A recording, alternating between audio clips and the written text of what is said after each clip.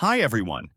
In today's video, I'll show you exactly how to allow camera access on Roblox step by step so you can get back to enjoying the game without any issues. First, open the Settings app on your phone. Scroll down and tap on Apps, then select Manage Apps.